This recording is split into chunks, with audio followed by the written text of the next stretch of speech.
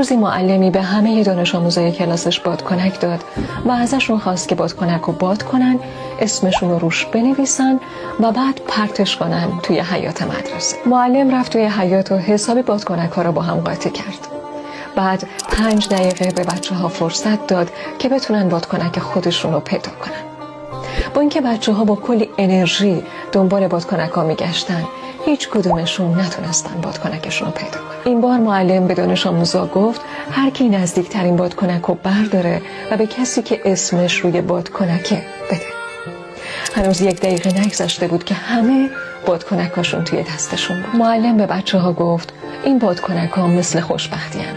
اگه هر کی فقط و فقط به فکر خوشبختی خودش باشه، هیچ وقت نمیتونه پیداش کنه.